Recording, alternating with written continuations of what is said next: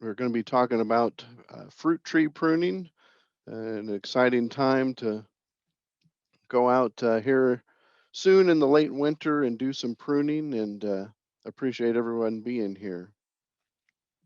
With that, I'll get started.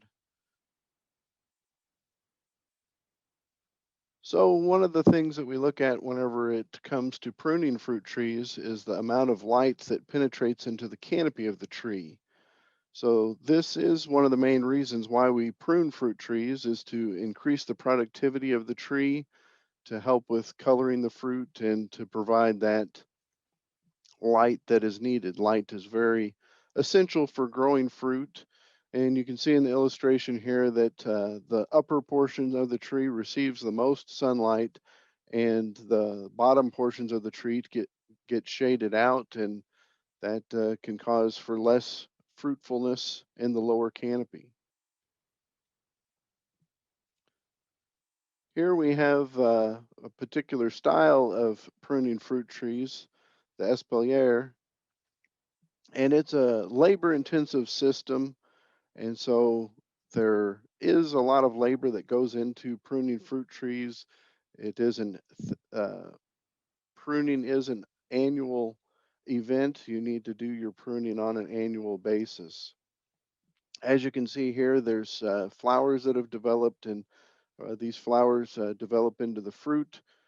So we look for horizontal growth in pruning apple trees, and but there's many different types and styles of pruning apple trees and your various fruits, and we'll cover some of those in more detail here throughout the presentation.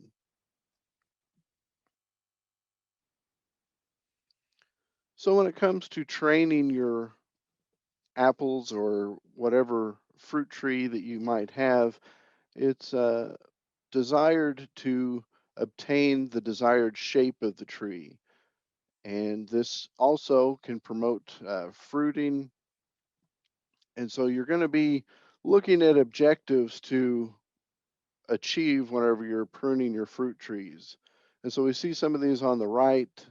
You're going to want to promote the growth of the limbs, your scaffold branches that will develop to be the structure of the tree. You want to stiffen those limbs so that they're nice and strong. As the tree progresses and gets older, there may be dead or broken, diseased limbs that will need removed. And we also don't want to forget about thinning the crop whenever the crop that is produced.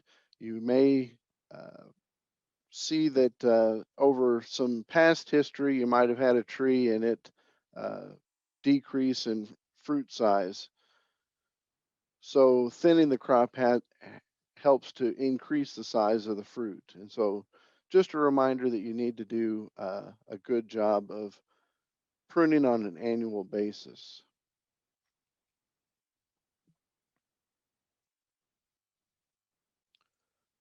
So why do we prune?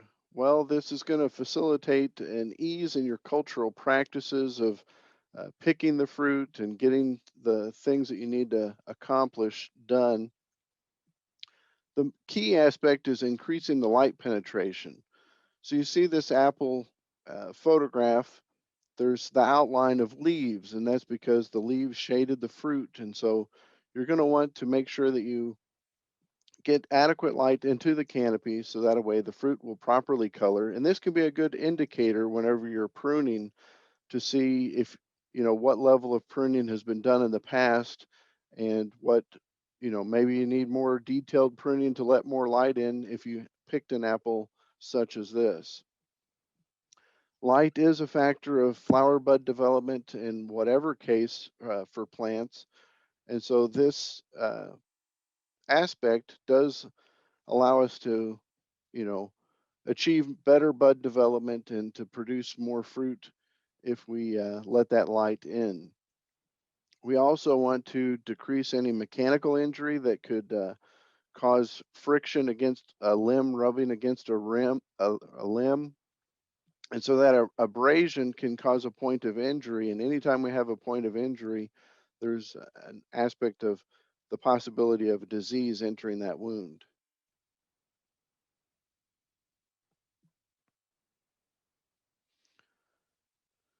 So we're going to want to decrease the fruit bearing surface so we get a better ratio of foliage to fruit.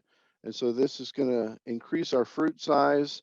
If you have neglected to prune your fruit trees, you may notice that you typically get smaller sized fruit. This is also a good aspect of pruning to renew spur growth on apple trees because those new spurs will produce better quality of fruit. You're also going to be maintaining this training system, and we'll detail these here in a few more slides. But again, it's going to open up the canopy for better air circulation, and that's going to lead to less disease. The more air that gets into the canopy, the quicker that the leaves will dry out, and that can help to lessen your fungal diseases. And we should have better wound healing whenever we have more air circulation as well. So what happens when you don't prune your trees and you have these trees that have gone neglected or unpruned? Well, they typically become larger, and the ideal picking height is not, to get on a ladder and to uh, be able to pick the fruit.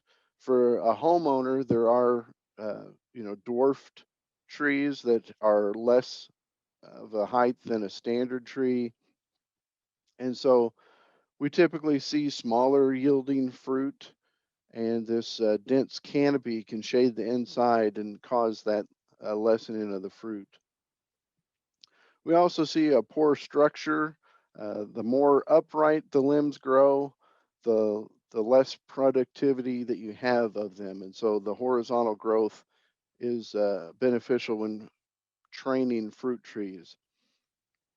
So another aspect of that is that you can use spreaders to help spread the limbs and to get a better branch angle. You can see in this photograph that there's a lot of narrow branch angles, and those tend to be weak.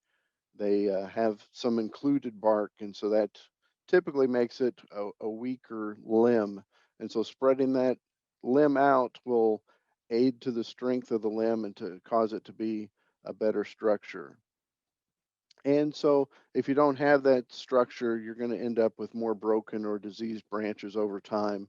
And it's easier to start with a tree and prune it from the beginning and have the structure that you're desiring. So we have some decisions to make after we've planted. We're going to want to develop some scaffold branches, and you can see the this and not this is pruning needed.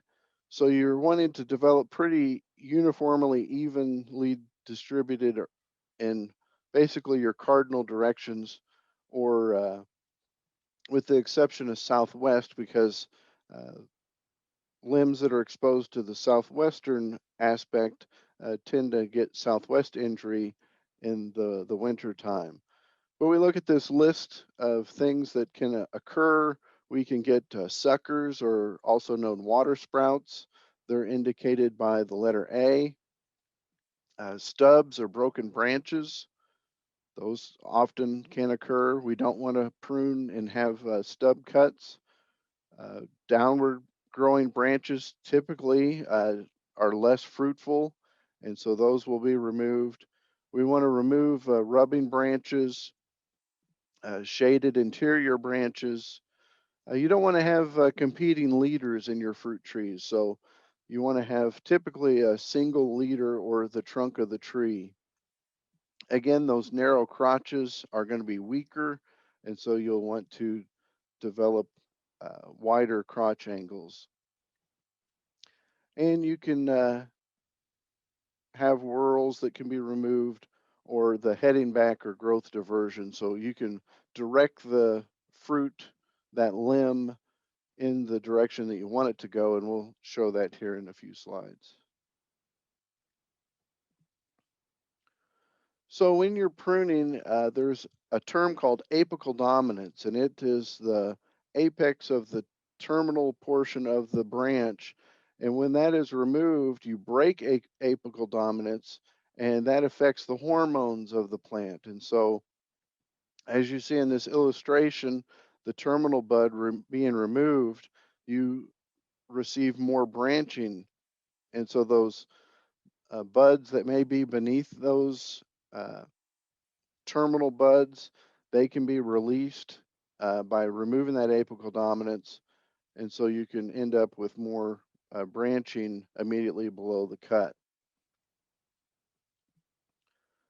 We also have thinning cuts. A thinning cut removes the entire shoot or limb to its original point of origin. And so you'll remove that and it will go to basically the trunk or to a secondary limb. And so it removes the entire portion of that branch. Here's a photograph detailing that heading versus thinning cuts. On the left, we have a heading cut. You're basically tipping the branch, removing the tip, and that releases that apical dominance. And then on the right-hand side, you see a thinning cut. They're removing an entire branch back to the point of origin there with that scaffold branch. So your optimum time to prune: in cold climates, it's best to accomplish this as late in the winter as possible. So typically we're looking at February, March.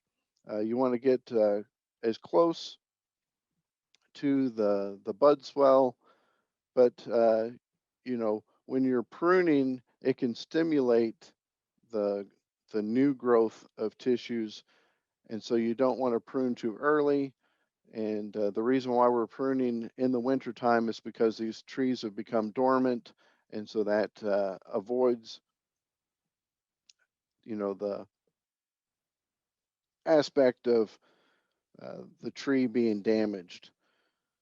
So there are levels of pruning that you can do.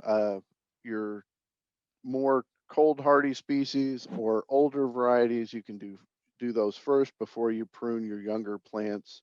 And so that's typically the order that is given. Some important notes about pruning: you want to use your thinning cuts when and wherever possible. Typically, as you progress, you'll be using more and more thinning cuts, but heading cuts could be um, to utilized so that the tree is maintained in the shape and the form and the size that you desire. But you usually have more growth whenever you do a heading cut. So that's why we typically avoid those heading cuts, because you'll end up with more growth, and that will be more pruning for the next year. So when in doubt, leave what you are concerned about that you might not want to remove, because once you've pruned it, you can't put it back. So for the physiology of the tree, we are pruning during the dormant season, and this gives the less amount of negative effects, but it also you're looking at the less actively time frame for diseases, and cold injury due to wounds is low, and there's less chances of any pathogen making it into that wound. So we also have the least negative effect on the root system. So now I'm going to go into central leader pruning, and this is typically for your apples and pears. So here we have the central leader form. It's typically illustrated and thought of as a Christmas tree or a pyramid kind of form. So this is the first year in the spring whenever you've purchased a tree. If you haven't purchased it as a whip where it's just a single branch or the main trunk, this is already has branches that are feathered out. So you want to avoid crossing with your branches, and you want to develop a single leader. So here we have those. You see the lowest branch, how it's crossing another branch, and then we have competing leaders here that we're going to remove. So you should see the red color highlighting that we're going to be removing these branches. And so here we have some scaffold branches that are developed on this central leader system. Again, this is during the first year. And then we go to the second year and we have more branches that have grown. And the next, during this time, there's just going to be some thinning cuts. So you see that these branches that are red now, these are going to be all thinning cuts. And so we're going to be removing those. And you'll notice that the branches stay in the same place. They don't move up the tree vertically, they just develop and grow in diameter as the tree grows. And so we remove during our second year of spring. For the third year of spring, we can see that some of the branches are starting to cross. We have some branches that are growing in the span of in between our scaffold branches. So we want to be able to have an openness to our tree. It's said that you want to have your tree open enough that you could throw a football through it. And so I'm giving you kind of a playbook here of what to do in some of these pruning cuts so you can take these principles back to your own trees and do your pruning adequately. So here we see what's highlighted here in red is what's going to be removed. And we see how much that opens up the tree and develops that shape that we're looking for. The next style of pruning that we have is the open center that's typically done for peaches and the rest of your stone fruits. So here gives an overall picture of your 3 years of pruning. Typically, we want to not develop fruit during the first few years of the growth of a tree. And so that allows for more structure to be put into the tree. And you may find that, wow, I just bought this tree. Why am I removing so many limbs? But it's really going to benefit you in the long run to develop the structure of the tree and to have it provide you good scaffold branches to support that fruit in the future. So here's what you would find on a typical peach tree. You can see the scaffold branches. You might see also the white paint to help to avoid injury to the trunk from the sun in the wintertime. So the way we're going to accomplish this during our first year, during the spring, we're going to do some, again, some removal of crossing limbs, but also some heading cuts to develop our scaffold branches. So here are the branches that we're going to be removing.